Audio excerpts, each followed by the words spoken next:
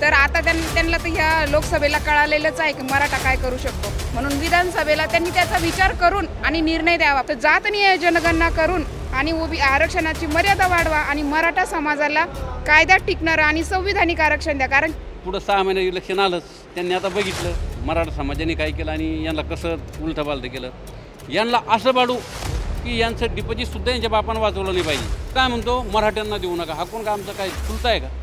आमची काही बापात जमीन घेतोय का आम्ही? आमची जमीन याला देऊ नका. त्यांचं म्हणणं आहे दुसऱ्याचं आरक्षण काढा. ज्या घटनात्मक नोंदी मिळालेल्या आहेत त्या नोंदी काही आज नाही आहे, 100 वर्षापूर्वीच्या 75 वर्षापूर्वीच्या नोंदी त्या मिळालेल्या रद्द करा. मूर्खपणा आहे. जोपर्यंत भारताची राज्यघटना अस्तित्वात आहे तोपर्यंत त्या नोंदी रद्द होणं शक्य नाही. काय नियोजन असणार आहे 13 जुलै? 13 जुलैला आपल्याला जी संवाद रॅली काढायची आहे, तर त्याचं नियोजन म्हणजे आता आम्ही असं केलेलं आहे. आता ह्याच्या बैठकीमध्ये की प्रत्येक तालुक्यामध्ये एक बैठक होणार, त्यानंतर तालुक्याचं नियोजन गणवाईज जिल्हा परिषद सर्कल असेल त्यानुसार आम्ही नियोजन करणार आहोत. मला हे सांगायचं आहे, आरक्षणाची लढाई ही आता अंतिम टप्प्यात आलेली आहे आणि सरकारला मला एकच सांगायचं आहे तुमच्या माध्यमातून, आणि खास करून हे जे आरक्षणाचा जो गोंधळ झालेला आहे आणि हे जे आरक्षण याला सर्वस्वी जबाबदार हा देवेंद्र फडणवीस आहे. ज्यावेळेस त्यांनी SCBC आरक्षण दिलं होतं त्यावेळेस त्याला ते अधिकार नव्हते, घटना दुरुस्ती झाली होती, केंद्र सरकारने त्यांचे अधिकार काढून घेतले होते, त्यानंतर फडणवीसांनी SCBC दिलं होतं आणि ते कोर्टात टिकलं नाही. म्हणून याच्या मागे हा फडणवीसच आहे, हा प्रत्येक वेळेस गाजर देतो समाजाला. मला एवढंच म्हणायचं आहे, मराठा समाजाने म्हणजे आतापर्यंत तो कुणाच्या विरोधात गेलेला नाही आहे, कुणाचं आरक्षण मागितलेलं नाही आहे. ऑलरेडी मराठा समाज हा OBCमध्ये आहे, फक्त काही लोक त्यापासून वंचित राहिलेले. म्हणून आमची मागणी ही आहे की जो समाज OBCमध्ये गेलेला नाही आहे त्यांना OBCमध्ये घ्या. आणि जर त्यांना असं वाटत असेल की आता OBC 50% वरती आरक्षण चाललं तर जातनीय जनगणना करून आणि आरक्षणाची मर्यादा वाढवा आणि मराठा समाजाला कायद्यात टिकणारं आणि संविधानिक आरक्षण द्या. कारण की मला संविधानामध्ये SC ST आणि OBC नुसार आरक्षण मिळतं आणि तेच टिकू शकतं. म्हणून मला हे म्हणायचं आहे, सरकारने आता मराठा समाजाचा अंत पाहू नये. 13 जुलैला जरांगे पाटलांनी 14 तारखेचं त्यांना अंतिम तारीख दिलेली आहे. 14 तारखेपर्यंत त्यांना निर्णय देणंच देणे. जर त्यांनी 14 तारखेला आम्हाला निर्णय दिला नाही तर आता त्यांना तर ह्या लोकसभेला कळालेलंच आहे की मराठा काय करू शकतो, म्हणून विधानसभेला त्यांनी त्याचा विचार करून आणि निर्णय द्यावा. पण मला हे म्हणायचं सरकारने आता गाजर देऊ नये, मराठा समाजाला टिकणारं आरक्षण द्यावं. मागच्या 10 महिन्यापासून जर आपण पाहिलं तर असा लढा चालू आहे. सरकार कुठंतरी वेळ काढूपणा करत आहे असं चित्र दिसतंय.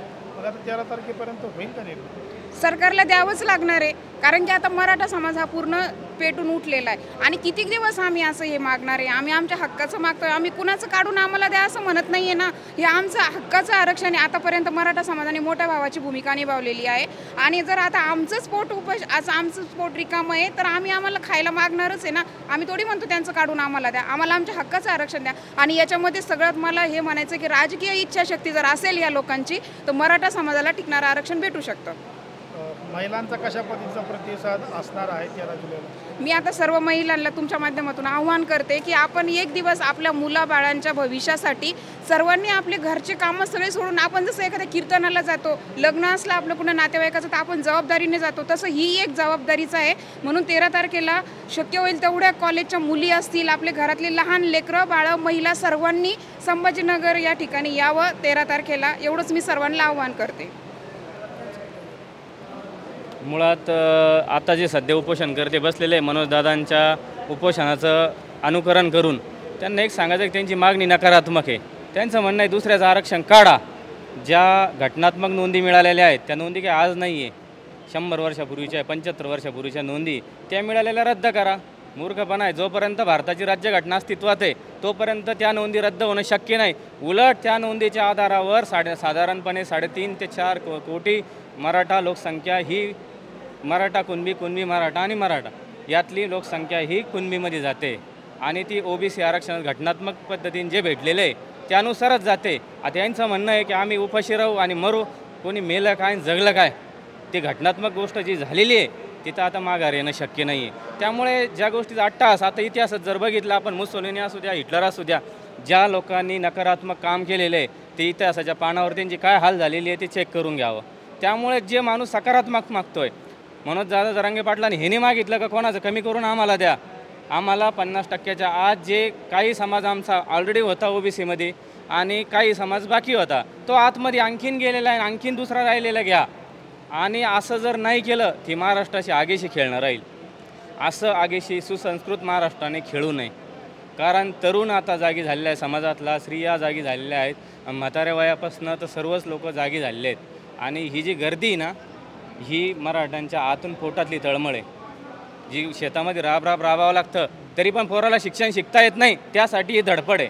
आम्ही गेलो, गर्दी जमली म्हणून दादा आले, मग गर्दी जमली म्हणून नाही येते. दादाने उपोषण करतायत, मागणी योग्य आहे आणि मागणी योग्य असल्यामुळे ती गर्दी पूर्ण येते. कारण असं जर नकारात्मक जर असतं ना तर लोक आले नसते. लोक काय येतात, सकारात्मक आहे. त्यामुळे त्यांनी स्वतःचं असं कोणताही ढोंग करू नये. जर एवढंच जर खरंच उपोषण करून ते मेडिकल चेकअप करावं, एक थर्ड पार्टी टीम ठेवा, त्यामध्ये माननीय उच्च न्यायालयाचे रिटायर न्यायाधीश ठेवा यांची मेडिकल चेकअप करायला. की हे सगळं जे चाललंय ते शैक्षणिक आणि नोकरीचं आरक्षणासाठी नाही तर राजकीय आरक्षणासाठी चाललंय. बघा, घटनात्मक पद्धतीनं जे आरक्षण भेटलं आहे ओबीसीचं, जे सर्वांना भेटलं आहे तेच यांना द्यावं लागणार आहे.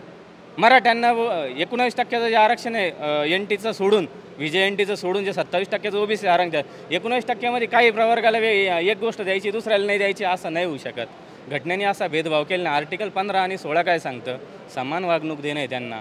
आणि समान वागणूकमध्ये असामान जर द्यायची आर्थिक सामाजिक याच्यातनं क्रायटेरियावरनं, तर त्याच्यामध्ये दुजाभाव करणं घटनाच अलाउड करत नाही. ते हे कोण सांगणार आहे? मग यांना घटनेचा आधार नाही याचा अर्थ. काय सांगाल या ठिकाणी नियोजन बैठक पार पडली 13 जुलैचं कशा पद्धतीची रॅली असणार? नाही, 13 तारखेला आमचं जे रॅली निघणारी ही न भूतो न भविष्यती निघणारी.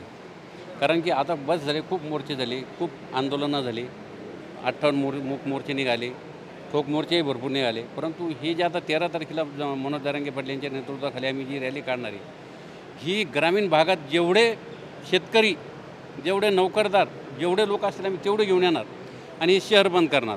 आणि तोपर्यंत आता हे जेवढे स्टँडिंग आमदार आहे ना, जेवढे आमदार आहे, असं का नाही का भाजपचे असो का सेनेचे असो, राष्ट्रवादी काँग्रेस, सगळे ह्या आमदारांनी जर का आमचा प्रश्न या विधानसभेत मांडला नाही, पुढं 6 महिने इलेक्शन आलंच, त्यांनी आता बघितलं मराठा समाजाने काय केलं आणि यांना कसं उलथंपालथं केलं. यांना असं पाडू की यांचं डिपॉझिटसुद्धा यांच्या बापानं वाचवलं नाही पाहिजे. तर यांना वाटतं आमका समाज आमचा, टमका समाज आमचा. आणि हे जे आता दुसरा एक प्रश्न आहे, हाके साहेब जे उपोषणाला बसले, हाके साहेबांना मला एक समजत नाही, अरे तुम्ही धनगराला ते म्हणता आम्हाला STमध्ये टाका आणि तुम्ही उपोषण कशासाठी बसले? मराठ्याला भेटू नये म्हणून. अरे लाज वाटायला पाहिजे काहीतरी. आम्ही म्हणतो धनगराला STमध्ये टाका, आम्ही तुमच्याबरोबर आहे. आणि काय म्हणतो मराठ्यांना देऊ नका. हा कोण का आमचा काय चुलता आहे का? आमची काही बापात जमीन घेतो का आम्ही? आमची जमीन याला देऊ नका. तू उपोषणाला बसला, इलेक्शनला उभा राहतो आणि जरांगे पाटलाची बरोबरी करायला चालला. अरे जरांगे पाटील काय म्हणतात, असं आहे साधू महाराजी, त्याच्या अंगात कपडे नाही, त्या खेत हात घातल्याने जरांगे पाटील 1 रुपया निघत नाही. याचे खेत मी तर सांगतो सोनं निघेल. याच्या खेत हात घातल्याचं घर जर साफ केलं ना, याच्या घरावर एखादी झाड टाकली ना, काही पैसा निघत. अरे उपोषण कोण? जरांगे पाटलाच्या मागं पब्लिक उभी का राहिली? याच्या अगोदर आम्ही हजारो आतापर्यंत मोर्चे निघाले. ज्या प्रेला जरांगे पाटीलांनी आंतरवालीला सभा ठेवली, ही सभा जरांगे पाटलाच्या प्रामाणिकपणावर, याच्या कर्तृत्वावर तिथे गेली. हे काही लोक शोकांना नाही गेली, ते हा माणूस आता आम्हाला काहीतरी देईल, निस्वार्थपणाने काम केलं, काहीतरी समाजाच्या पदरात पडल म्हणून. आता हे जरांगे पाटले स्टाईल मारायला चालले, मंत्रिमंडळ इथं बोलवा, मला लेखी द्या. अरे तुम्हाला काही गरजच नाही पडली ना, आम्ही तुम्हाला देऊ नका असं आम्ही म्हटलो का? तुम्हाला दिलं. तुमचे भरपूर मोठमोठे अधिकारी आहे, असं नाही आमच्या समाजात नाही. आमच्या समाजात, तुमच्या समाजात जमीनदार लोक आहे, आमच्या समाजात आहे. आम्हाला मागत नाही ना. आम्ही सांगतो ना, श्रीमंतांना देऊ नका, जे गरीब लोक आहे यांना तर द्या. यांना तुम्ही कुठल्या तरी सवलतीत घ्या. विदर्भात पूर्ण 80% मराठा समाज कुणबी, तिथल्या लोकांचा विरोध नाही. खानदेश, नगर जिल्हा सगळ्यात श्रीमंत जिल्हा आहे महाराष्ट्रामध्ये. नगरमध्ये आज ही नाशिकमध्ये 50% मराठा हे कुणबी. मग याला आमचंच काय वजह होतं मराठवाड्यातलं? काही झालं की आम्ही इकडे काढलं की तिकडे हे करता. अरे तुम्ही ज्यावेळेस करत त्यावेळेस आम्ही करत नाही ना. मग तुम्ही जाणून बुजून आमच्या जातीवर का जाता? आम्ही आतापर्यंत कुठल्याही जातीला विरोध नाही केला आणि आमच्याबरोबर सगळा समाज आहे. कारण आम्ही ग्रामीण भागातले, आमच्यावर आज आम्हाला इकडून मुसलमान शेजारी येते, एकीकडनं दलित येते, एकीकडनं माळी येते, एकीकडनं कोळी, ते एकीकडनं वंजारा आहे. आमचं अजूनही आम्ही एकमेकाचे एकदम असे भावासारखं वागतो. एवढे आज बी मोर्चे चालू आहे. हे भामटे हे जे उपोषणाला बसून जातीवाद करताना यांच्याकडं कोणाचंही लक्ष नाही. याला माहिती हे यांच्या स्वार्थासाठी करताय आणि यांच्या पोटभरासाठी करताय. यांना आता उद्या अपेक्षा लागली, उद्या इलेक्शन होईल, मला MLC भेटेल, मला काहीतरी राज्यसभेवर घेतील. हे यांनी हे भामटेपणा बंद करावा तुला काय पाहिजे ते माग, कोणाला काय द्यायचं हे लोकांसाठी कशाला भांडू राहिला तू? तुला काय पाहिजे ते पाहिजे, तुला काय लागतं, तू काय म्हणतो नाही तुम्हाला यांना देऊ नका यांना देऊ नका, तू कोण आम्हाला न सांगणारा? तू तुझं बघ, नाही तर गोधडीत झोप, अजून वडापाव काय 4-5, आम्हाला काय घेऊन देणं, पण आम्हाला नको देऊ हे तू हा म्हणणारा कोण? याचा काय अधिकार आहे? तूच त्याच्यात नाही आहे. तू त्याच्यात नाही. काय सांगाल या ठिकाणी नियोजन बैठक पार पडली? क्रांतिकारी आहे म्हणून आम्हाला राजमाता राष्ट्रमाता जिजाऊ झाशीची राणी असेल, सावित्रीबाई फुले असतील, अशा अनेक ज्या लढाऊ स्त्रिया आहेत त्यांचा वारसा आहे आणि त्यांच्या विचाराने प्रेरित होऊन आम्ही या लढाईमध्ये उतरलेलो असताना येणाऱ्या 13 तारखेला भरपूर मोठ्या प्रमाणात महिला या रॅलीमध्ये सहभागी होतील आणि ज्याप्रमाणे कोणी जर दादांना विरोध करत असेल तर त्यांना आम्ही आता विनंत्या करणार नाही. विनंत्या करून आम्ही थकलेलो आहे, तर आम्ही त्यांना एकच जाब विचारू आणि जो कोणी विरोधात त्या दादांच्या विरोधात ब्रशब्द काढेल त्याचं त्याच जागेवर आम्ही थोबड फोडल्याशिवाय राहणार नाही. कारण आम्ही झाशीच्या राणीच्या विचारांच्या रणरागिणी आहोत, म्हणून आम्ही दादांसाठी वाटेल ते करायला तयार आहोत. आणि आता मराठा समाजसुद्धा मोठ्या ताकदीने पेटलेला आहे, कारण मराठा समाज एकतर पेटत नाही आणि पेटला तर कुणाच्याही बापाला रेटत नाही. म्हणून समोरच्यांनी लक्षात घेऊन लवकरात लवकर निर्णय घ्यावा आणि आता आमच्या दादांची उपोषणाची कॅपॅसिटी राहिलेली नाही, हे शेवटचं उपोषण समजून आता लवकरात लवकर मराठ्यांना न्याय द्यावा. आणि जे हाके साहेब जे वडापाव खाऊन काय करत आहेत, उपोषण करत आहेत, त्यांनाच माहीत काय करत आहेत, साऱ्या जगाला साऱ्या महाराष्ट्राला ते माहीत आहेत.